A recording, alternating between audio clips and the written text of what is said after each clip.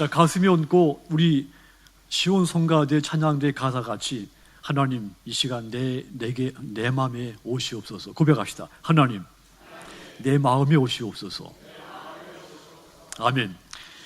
인문학은 인생이란 무엇인가, 그리고 인생에서 무엇이 중요하고 무엇이 문제인가를 질문하고 답을 찾는 그런 과정의 학문이 인문학이죠. 끊임없이 자신의 인생에 대해서 질문하고 답을 찾는 과정에서 참다운 인생을 발견하게 됩니다. 이게 인문학의 정신이죠. 우리 믿음, 신앙도 똑같습니다. 신앙도 무엇이 문제인가를, 내 신앙 가운데 무엇이 문제인가 질문하고 답을 찾는 과정에서 내 신앙이 성숙하게 되는 겁니다. 대개 믿음이 깊이가 없고 무늬만 남게 되는 이유는 이런 질문이 없기 때문이죠.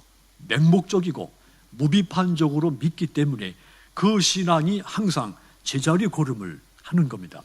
지금 내 신앙에서 무엇이 가장 큰 문제인가 질문하고 그 답을 찾아가는 과정에 마침내 주님으로부터 내가 이보다 큰 믿음을 보지 못했다, 이런 말씀을 들을 만큼 우리의 신앙이 크게 성숙하게 될 줄 믿습니다. 사도행전 25장 19절 보시면 오직 자기들의 종교와 또는 예수라 하는 이가 죽은 것을 살아있다고 바울이 주장하는 그 일에 관한 문제로 고발하는 것뿐이다 그랬죠.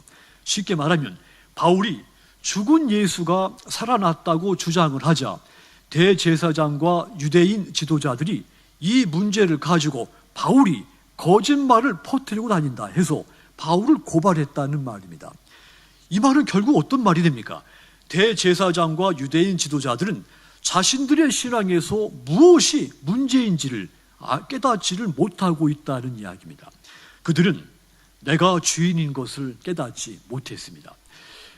자신의 죄를, 내 죄를 용서하기 위해서 예수님께서 십자가에서 죽으셨다가 다시 사신 것을 믿지 않았습니다. 하나님을 믿는다고 말을 하는데 하나님의 아들 예수님을 믿지를 않은 겁니다.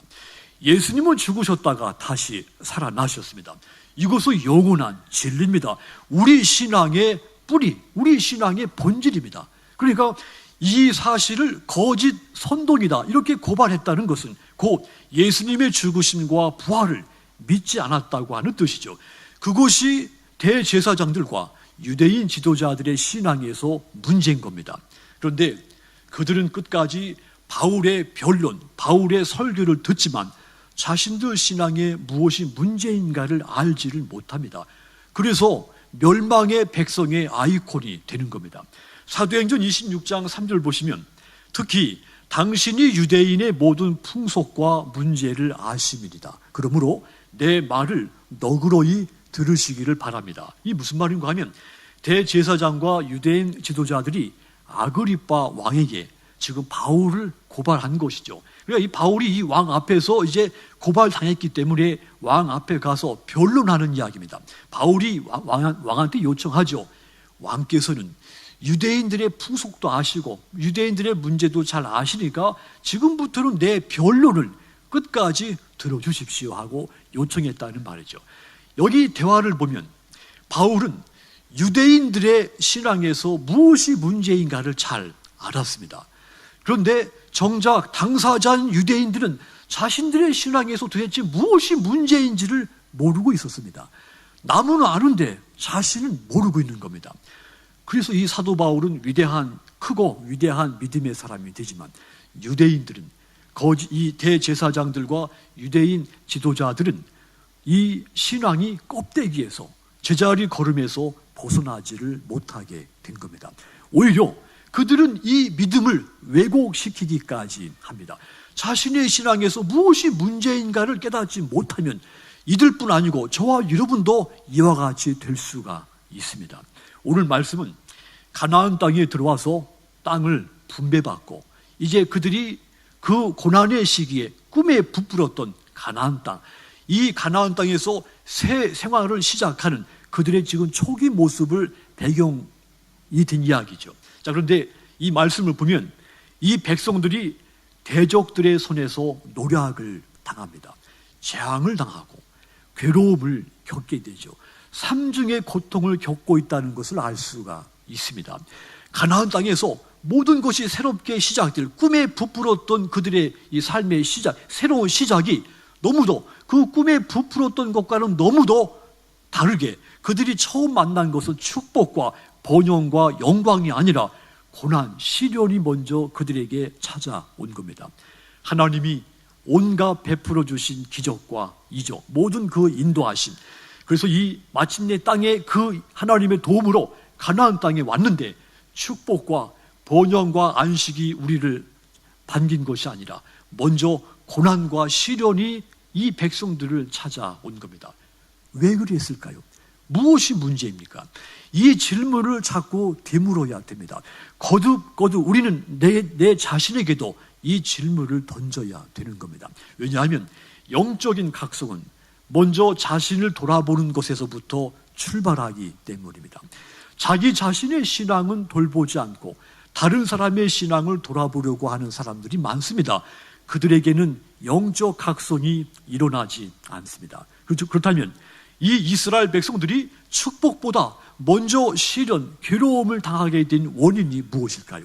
그들에게 무엇이 문제이게 있습니까? 가장 첫 번째 문제는 믿음을 후손들에게 물려주는 일에 실패했기 때문입니다.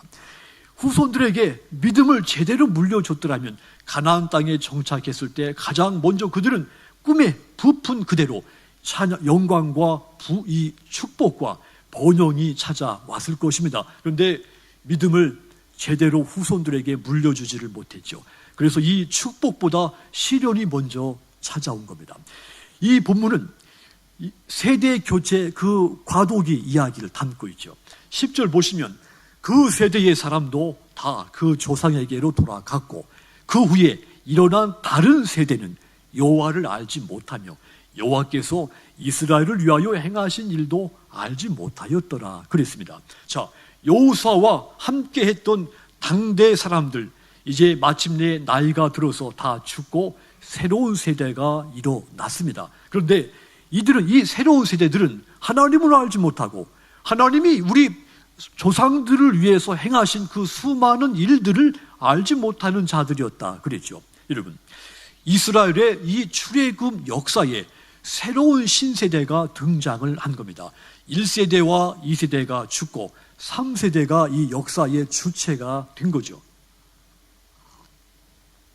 자, 이 출애굽과 광야 시대를 살았던 사람들이 하나둘씩 다 죽었습니다.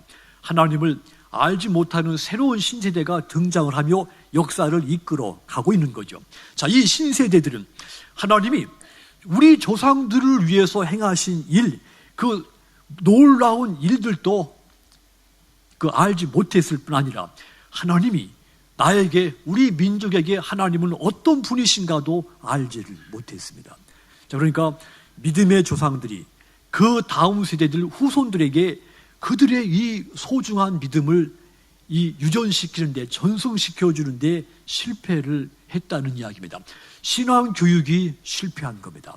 그러다 보니까 이 백성들은 여호와 하나님을 섬기지 않고 다른 신들을 섬기기 시작합니다. 가나안 땅의 원주민들의 딸을 데려다가 아내로 삼는 일들이 일어나기 시작을 합니다. 이 일에 대해서 하나님이 진노하시고 이 백성들을 이방의 손에 팔아넘기고 이스라엘은 그 때문에 이방인들로부터 학대와 고통을 당하게 되는 겁니다. 여러분, 그러니까 이 백성들이 약속의 땅 가나안에 들어왔지만 축복과 번영과 안식을 누리지 못하고 오히려 고난과 괴로움을 겪어야 했던 것, 그 첫 번째 이유는 선조들로부터 그 중요한 믿음을 제대로 물려받지를 않은 겁니다. 그런데 더 큰 문제는 이런 일들이 끊임없이 반복된다고 하는 점입니다. 사사들이 살아있을 때는 이 백성들이 하나님을 두려워하며 하나님을 섬겼습니다. 그런데 사사들이 죽으면 다시 하나님을 외면하고 이방민족 가나안 원주민들의 우상신을 섬기기를 끊임없이 반복을 합니다. 이런 반복된 일들로 하나님의 진노가 끊임없이 이 백성들 가운데 찾아오게 되는 겁니다.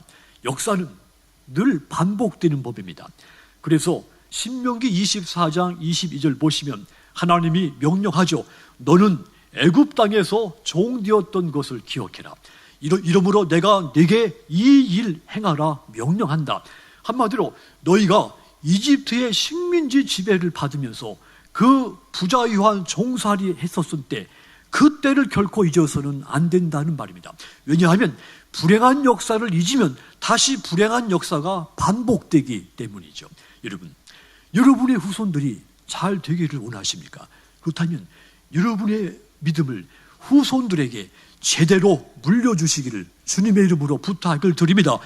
믿음을 물려주는 것을 실패하면 모든 것을 실패하시는 겁니다. 신명기 4장 7절 보시면 네 자녀에게 부지런히 가르치며 집에 앉았을 때든지 길을 갈 때든지 누워있을 때든지 일어날 때든지 이 말씀을 따라합시다. 강론할 것이며 쉬지 말고 여러분의 자녀들에게 끊임없이 하나님의 말씀을, 이 신앙을 양육하고 가르치라는 말입니다. 신앙을, 믿음을 후손들에게 제대로 물려주라는 명령인 겁니다. 그러므로 후손들에게 여러분의 신앙을 제대로 물려줘서 후손들이 고난을 당하지 않고 축복과 번영을 누리게 되는 놀라운 믿음의 역사가 여러분 가정에 있기를 주님의 이름으로 축원합니다. 두 번째로 이 이스라엘 백성들이 축복보다 고난을 먼저 당하게 된 두 번째 이유가 있습니다. 따라합시다. 우상을 숭배해서.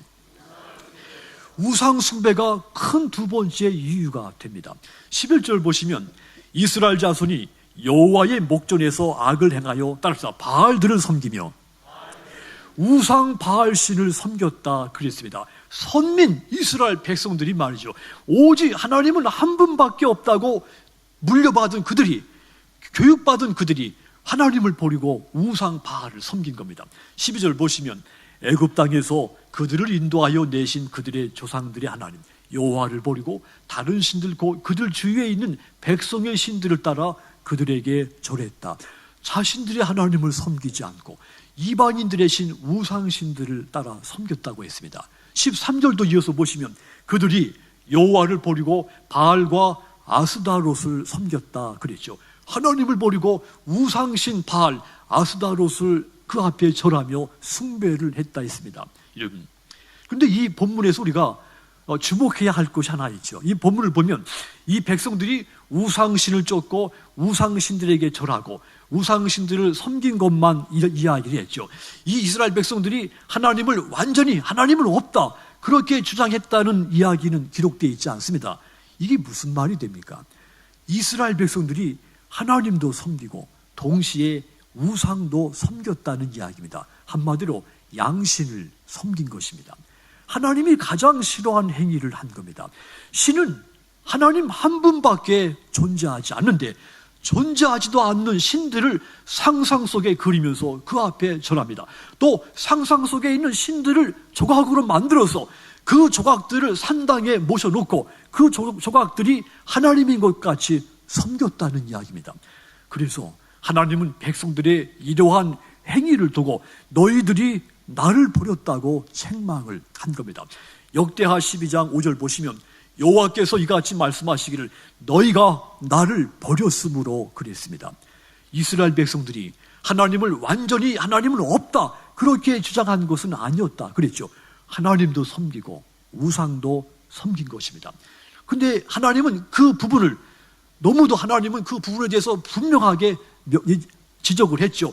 그런 그 자체의 행위가 나를 버린 것과 같다. 나 위에 다른 신을 섬기지 말라고 한 나의 이 명령을, 첫째 명령을 너희가 어겼다. 그런 말씀이죠.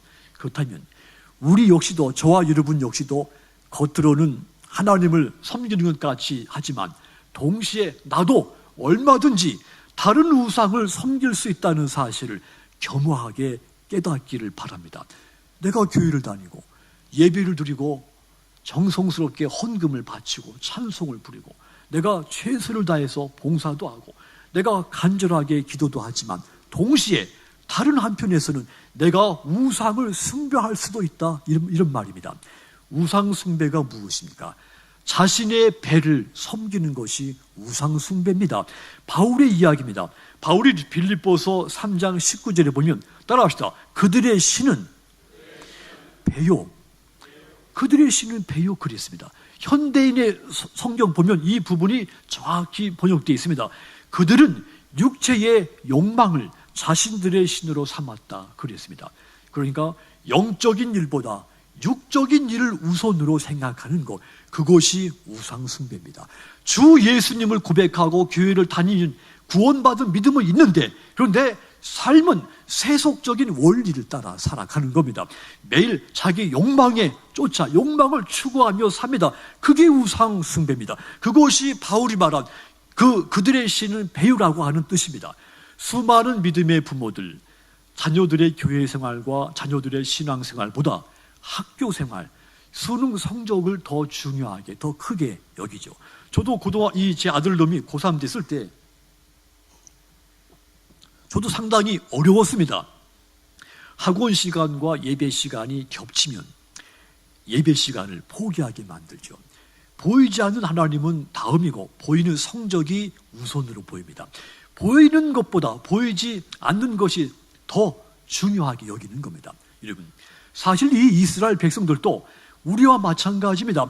자신들 삶에 직접적으로 영향을 미치는 아주 현실적인 요소에 그들이 더 민감했습니다. 우리와 똑같이 말이죠. 그런데 하나님은 그들을 향해서 너희가 나를 버렸다, 이렇게 말씀을 한 겁니다. 성도들이, 하나님의 백성이 듣는 소리 가운데 가장 무서운 소리를 그들이 들은 겁니다. 민수기 33장 52절 보시면 그 땅의 원주민들을 너희 앞에서 다 몰아내고 그 생긴 석상과 부어 만든 우상을 다 깨뜨리고 산당을 다 헐라 그랬습니다. 하나님께서 이 백성들에게 가나안 땅에 원주민들이 새겨 만든 모든 우상과 그들이 우상을 섬기기 위해서 세워놓은 모든 건축물들 다 버리고 헐어버려라 그랬죠. 그런데 이 명령을 지키지 않습니다. 신명기 28장 64절 보시면 여호와께서 너를 땅 이 끝에서 저 끝까지 만민 중에 흩으시리니 네가 그곳에서 너와 네 조상들이 알지 못하던 목상과 우상을 섬겼기 때문이다 그랬죠. 그들이 하나님의 명령을 먹이고 이방신 우상신들을 섬겼기 때문에 하나님이 그들을 이 끝에서 저 끝까지 다 흩어놓으신 겁니다. 백성들이 우상 숭배했기 때문에 축복을 누린 것이 아니라 먼저 고난과 괴로움을 당하게 된 겁니다. 여러분, 내가 희망했던 축복이 먼저 내게 찾아오지 않고 내가 가장 멀리 하려고 했던 고난이 내게 먼저 찾아왔다면 그것은 내가 눈에 보이는 욕망의 우상을 숭배했기 때문인 겁니다. 여러분의 가정이 축복의 가정이 되기를 원하십니까? 그러면 물질을 여러분 가정의 주인으로 삼지 말고 하나님을 여러분 가정의 최우선의 주인으로 삼기를 주님의 이름으로 부탁을 드립니다. 물질이 우상이 되는 순간, 물질이 여러분 가정의 주인이 되는 순간 가정의 축복도 없는 겁니다. 여러분이 운영하는 기업도 똑같습니다. 높은 수익을 올리는 것을 최우선으로 우상으로 삼지 말고 하나님을 최우선으로 여러분의 기업을 통해서도 삼기를 바랍니다. 높은 수익이 나의 우상이 되는 순간 여러분의 기업의 축복도 없는 겁니다. 그러므로 하나님을 가장 최우선으로 삼고 거룩하고 뜻을 정한 믿음으로 하루하루를 사시기를 주님의 이름으로 부탁을 드립니다. 절대로 욕망의 우상 숭배에 빠져서는 안 됩니다. 그 순간 축복은 사라지고 고난이, 괴로움이 내 앞에 펼쳐지기 때문입니다. 마지막으로 이 이스라엘 백성들이 축복보다 고난을 먼저 당하게 되는 마지막 세 번째 이유는 하나님을 잊었기 때문입니다. 10절 보시면 여호수아와 장로들이 죽은 후에 등장한 새로운 세대는 여호와 하나님을 알지 못했다 그랬죠. 여기서 여호와를 알지 못했다, 여호와가 누구인지를 알지 못했다, 이런 뜻이 아닙니다. 그러니까 하나님을 알지 못했다 이 말이 하나님이 도대체 누구야, 어떤 분이야, 그런 지식이 없다는 것이 아니죠. 그들은 부모들로부터 끊임없이 하나님에 대해서 많은 교육을 받았습니다. 하나님은 천지를 창조하신 분, 하나님은 모든 피조물들을 지금도 다스리시는 분, 인간을 만드신 분, 하나님에게는 참으로 영원한 속성이, 사랑이 있고 절대 능력자이시고 어디든지 존재하시고, 하나님에 대해서 그들은 많은 교육을 받았습니다. 그런데 하나님을 모른다는 것은 말이 아닌 겁니다. 그러면 이 말은 한마디로 하나님에 대한 지식이 없다는 것이 아니라 하나님을 나의 주인으로 인정하지 않았다는 뜻입니다. 그분을, 내 삶을 간섭하시는 내 삶의 설계자이시고 주인이신 것을 인정하지 않았다는 뜻이고, 그분 말씀에 절대 순종이 없다는 것을 뜻하는 겁니다. 사무엘상에 보면 엘리의 두 아들 홈니와 비느하스 이야기는 너무도 잘 알지 않습니까? 이 두 아들이 실로 성소에서 제사를 집전하는 제사장들입니다. 하나님에 대한 지식이 없다고 할 수 없는 그런 사람들이죠. 반대로 어느 누구보다 하나님에 대해서 가장 많이 알고 있는 사람들이었습니다. 그런데 사무엘상 2장 12절 보시면 따라합시다. 여호와를 알지 못하더라. 이 사람들을 가리켜서 여호와를, 하나님을 알지 못한다 그랬습니다. 제사장들인데 하나님에 대해서 몰랐다는 것이 말이 되겠습니까? 이 말은 하나님에 대한 지식과 하나님이 행하신 일을 아는 것이 그들 삶에 전혀 아무런 영향을 끼치지를 못했다는 뜻입니다. 그래서 그들이 신분이 제사장들이지만 의미 없는 존재들이 되고 만 겁니다. 이것은 곧 하나님이 행하신 놀라운 역사들, 은혜의 사건들, 이것들을 잊어버렸다고 하는 뜻입니다. 그래서 그들에게 축복과 번영이 아니라 괴로움과 고난이 찾아오는 겁니다. 신명기 8장 11절 보시면 내가 오늘 네게 명하여 여호와의 명령과 법도와 규례를 지키지 아니하고 네 하나님 여호와를 잊어버리지 않도록 삼갈지어다 그랬습니다. 먹을 것이 풍부하게 해주시고 아름다운 집에 살게 해주시고 많은 양떼와 소떼와 금과 은, 재산이 많아지게 하신 하나님, 그분을 잊어버리지 않도록 삼가 조심하라는 말입니다. 신명기 8장 14절도 보시면 두렵건대 네 마음이 교만해서 네 하나님, 따라합시다, 여호와를 잊어버릴까? 네가 교만해져서 여호와 하나님을 잊어버릴까 하노라. 잊어버리지 않도록 해라는 말이죠. 신명기 8장 11절부터 20절까지 9절밖에 안 되는 짧은 구절입니다. 그런데 그곳에 하나님을 잊지 말라, 하나님을 기억해라, 무려 4번 이상 반복되어 있죠. 강조한 겁니다. 신명기 6장 11절부터 끝부분 12절까지도 보면 한마디로 네가 네게 배불리 먹게 하실 때 너는 조심하여 너를 애굽 땅에 종되었던 집에 인도하여 내신 여호와를 잊지 말라. 네가 지금 배가 불러서 모든 것이 만족스러워서 하나님이 너를 배부르게 하신 그 하나님의 일을 그 은혜를 잊어버리셔서는 안 된다는 그런 경고의 말씀이죠. 여러분, 하나님을 잊는 것은 축복을 차버리고 고난을 불러들이는 겁니다. 이스라엘 백성들이 가나안 땅에서 축복보다 먼저 고난을 만난 것은 이것 때문입니다. 하나님을 잊어버렸기 때문이죠. 그렇다면 과연 오늘 이 시대를 사는 저와 여러분들, 그리고 우리 다음 세대들 진정으로 여호와 하나님을 기억하고 있을까요? 여러분, 한국교회는 일제시대 그 식민지 지배 받을 때, 그 어둡고 암울했을 때 모든 백성들에게 희망이 됐죠. 또 6.25 전쟁, 모든 것이 다 산산조각이 났을 때, 그때도 한국교회는 한국 백성들에게 희망이 됐습니다. 그리고 독재 정권 시기, 참으로 내 생각을 누구도 말을 할 수 없는 그 부자유한 시대, 그 속에 있을 때 백성들에게 한국교회는 희망을 줬죠. 교회가 어두운 시대 때마다 교회가 등대 역할을 했습니다. 그때는 정말 모이기를 힘썼습니다. 말씀을 갈급하게 찾았습니다. 하나님을 열정적으로 찬송을 했죠. 이웃 교회가 부흥회를 하면 같이 참석해서 같이 은혜를 받았습니다. 근데 지금은 이웃 교회에서 부흥회도 부흥회 하는지 알지 못하고 지냅니다. 제가 중학교 다닐 때, 학생부일 때 충청남도 예산에서 경기도 청평까지 한월산 기도원, 그 금식 기도원, 그곳까지 가서 은혜를 받았습니다.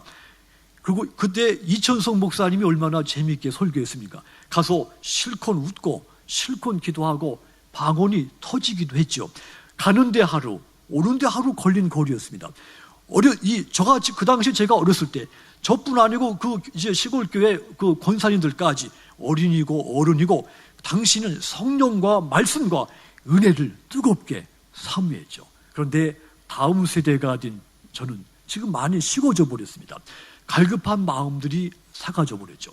그때 그 뜨거웠던 신앙은 지금은 나이 많으신 어른들 추억 속에만 남아 있습니다. 아마도 이제 다음 세대가 되면 기독교 역사 책 속에나 아마 기록으로 남아 있게 될 겁니다. 여러분, 역사는 반복됩니다.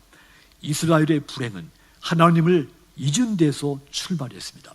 이스라엘 백성들이 하나님을 잊는 이 불행한 역사는 그 이후로도 끊임없이 반복이 되죠. 그때마다 그들에게는 고난이, 괴로움이 찾아오기 시작합니다. 그러므로 이스라엘의 그 문제가 오늘 사는 저와 여러분에게 똑같은 문제가 되지 않기를 주님의 이름으로 권고를 드립니다. 고난이, 괴로움이 내게 찾아오게 하는 역사를 만들지 말고 고난보다 먼저 축복이 내게 찾아오게 하는 믿음의 역사를 만드시는, 이렇게 이스라엘 역사가 내게서 더 이상 반복되지 않게 하는 여러분들이 다 되시기를 주님의 이름으로 축원합니다. 그러기 위해서는 하나님을 잊어서는 안 됩니다. 하나님을 끊임없이 순간순간 기억해야 되는 겁니다. 사랑하는 성도 여러분, 믿음은 성장을 해야 됩니다. 잠시도 멈춰서는 안 됩니다. 끊임없이 믿음이 성장해야 합니다. 믿음이 성숙해지려면 계속해서 내 믿음에서 무엇이 문제인가를 질문하고 답을 찾아야 됩니다. 무엇이 문제인지를 깨닫지 못하면 내 신앙은 10년이 지나고 20년이 지나고 30년이 지나도 껍데기에 남고 축복과 번영보다는 고난이 내게 먼저 찾아오게 되는 법입니다. 그러므로 금주 한 주간도 끊임없이 내 신앙에서 무엇이 문제인가를 끊임없이 질문하고 답을 찾으십시오. 하여 마침내 성숙한 믿음, 주님이 보실 때 이만한 믿음을 내가 만나보지 못했다, 이런 가장 큰 칭찬의 말씀을 듣는 여러분들이 다 되시기를 주님의 이름으로 축원합니다. 기도하겠습니다.